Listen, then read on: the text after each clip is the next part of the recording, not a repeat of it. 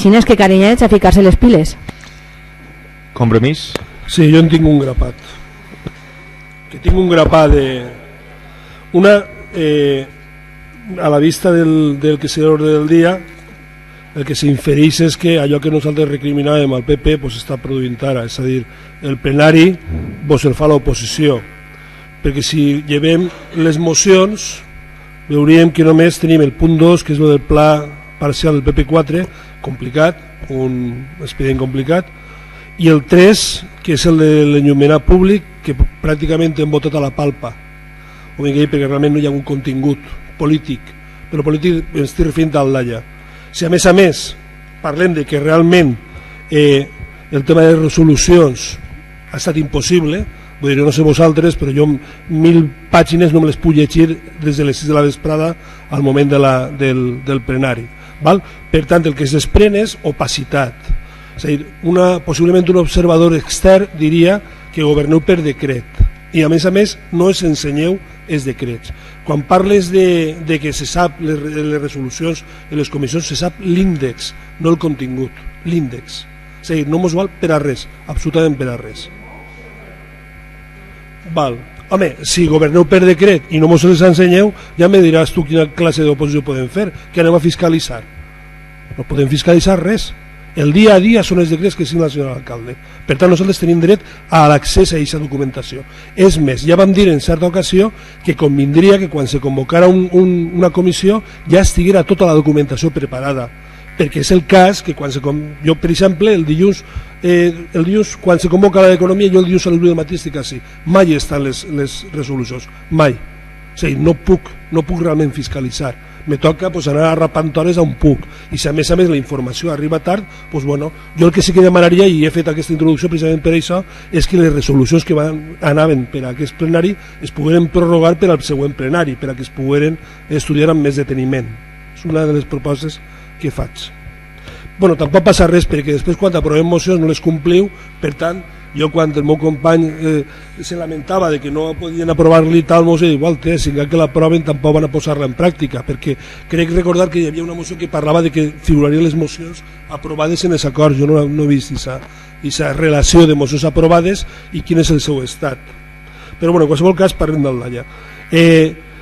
El tema vos demanaria a efectes econòmics, donat que el contracte de l'agència tributària i de l'agència de recaptació està fenomenal, perquè resulta que m'està pagant durant anys 600.000 euros, sense comptar després els beneficis que tenia l'empresa per les inspeccions tributàries, el 3% dels rebuts domiciliats, etc., i la quantitat total del recàrrec com es diu, la prèmio, el que seria la prèmio, i resulta que ara se pot donar el mateix servei, el mateix, per 132.000 euros. És a dir, de pràcticament 700.000 euros baixem a 132.000 euros.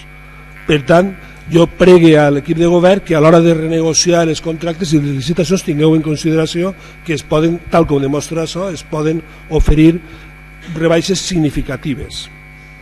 Després, sí que volia comentar-vos el tema del BIM. És a dir, jo crec que som l'únic poble en tota la comarca que només s'ha publicat una vegada el BIM.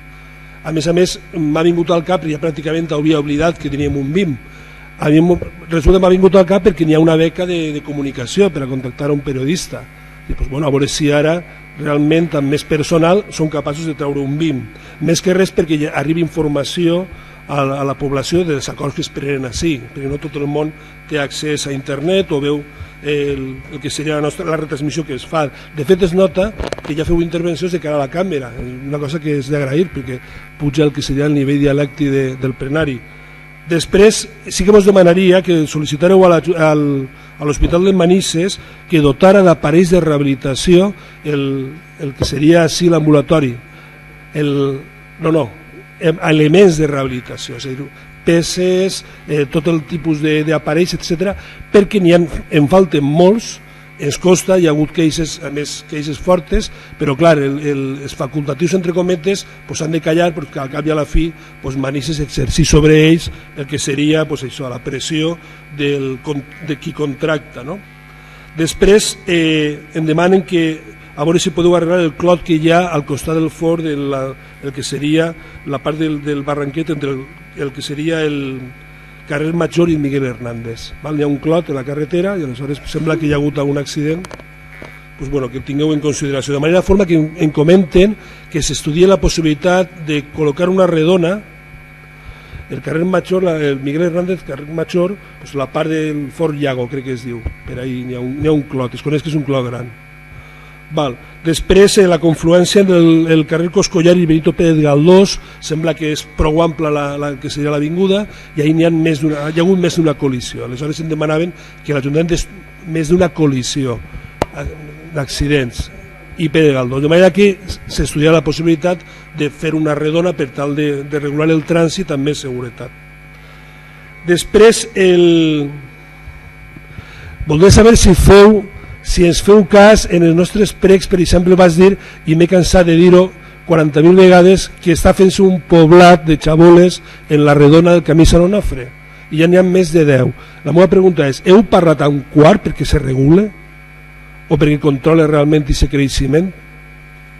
Després, voldria preguntar-vos si els agents cívics han incoat algun tipus d'expedient sancionador sobre el tema dels excrements canins, de la mateixa forma que hi ha hagut denúncia per part d'algun ciutadà que comenta que ha trobat gats enverinats, així com també hi ha ciutadans que comenten que hi ha persones que alimenten gats i gossos abandonats i van tirant el pa mullat al costat dels arbres i van embrutant la calçada.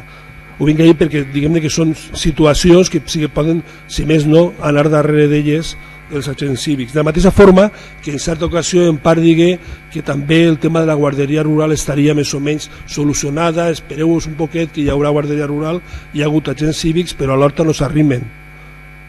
Després, perdó? Val.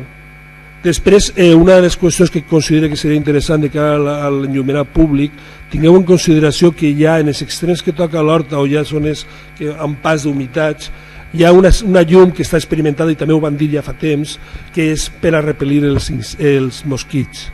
Per tant, seria interessant que d'alguna forma tingueu en consideració aquesta possibilitat.